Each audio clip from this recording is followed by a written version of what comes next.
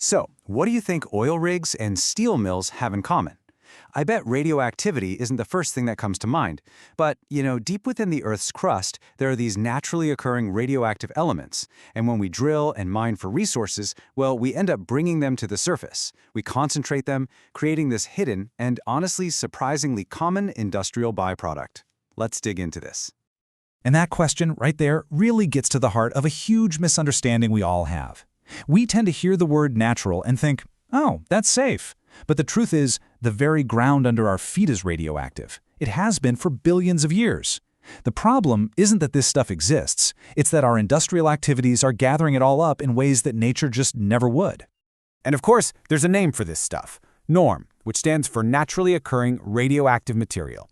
Now, it's really important to get this straight. This is not waste from a nuclear power plant. Not at all. This is natural material that's normally spread out harmlessly deep underground, but it gets concentrated into sludges, scales, and contaminated water by the very industries we rely on every day. And make no mistake, this is a truly global issue.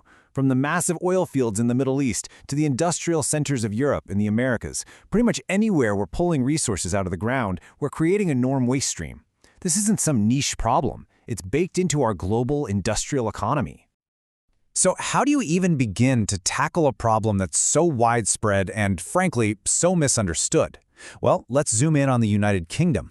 They've actually put together a national strategy to manage their NORM waste, and it might just be a blueprint for other countries too. So, the UK's policy is all about sustainable and efficient management. See, this isn't just about finding a place to dump it.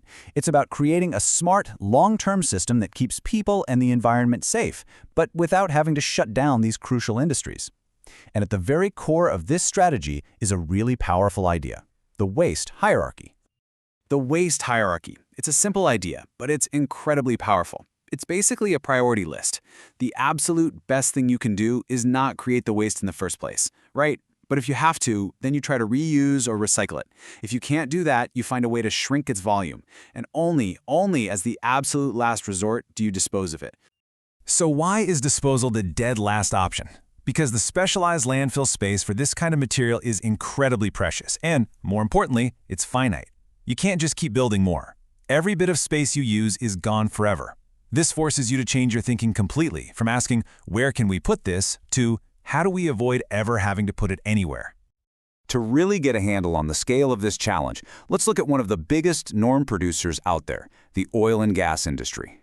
When they pull oil and gas from deep underground, a whole lot of water and minerals come up with it, and that's exactly where the NORM gets concentrated. Just in the UK, the offshore oil and gas sector generates about 800 tons of solid NORM waste every single year.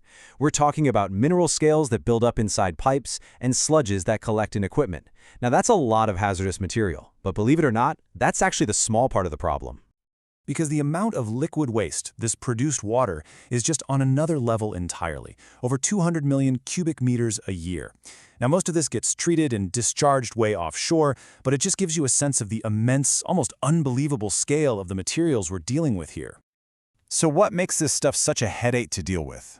Well, it's the sheer complexity. It's this toxic cocktail of radioactive materials, heavy metals like mercury, and all sorts of oils and hydrocarbons.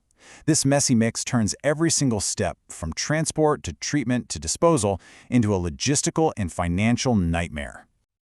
Okay, so you've got this impossible, messy problem. This is where innovation becomes absolutely crucial. If you can't easily get rid of the waste, and it's too complicated to recycle, maybe you can find a high-tech way to take it apart. And there's a promising technology that does just that. It's a bit of a mouthful, but it's called indirect heated vacuum distillation. And even though it hasn't gotten a ton of research attention, this method has huge promise for treating these complex NORM wastes, especially the stuff coming from oil and gas. The best way to think about it is like a super sophisticated, high-tech pressure cooker. You take the mixed-up waste and heat it in a vacuum. The vacuum lowers the boiling point of everything. This lets the water, oil, and even the mercury turn into vapor at much lower temperatures. Then, you just collect and condense those vapors separately, which leaves you with just the concentrated, solid radioactive stuff left behind. And the result? It's a total game changer. You go from this huge, messy volume of mixed hazardous gunk to a small, manageable, solid brick of radioactive waste. Plus, you get clean water and oil back that you can potentially reuse. This is that waste hierarchy we talked about right there in action. You're reducing volume, you're reusing materials, and you're avoiding disposal. It's a win-win-win. But as cool as this tech is, it's not a silver bullet. It doesn't solve everything. Looking down the road, there are still some pretty significant hurdles we need to clear if we're going to manage norm waste effectively in the long run. Yeah, there are a few key challenges on the horizon.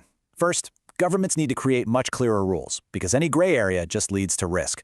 Second, we need better data. You can't manage what you don't measure, so we need to know how much waste is coming.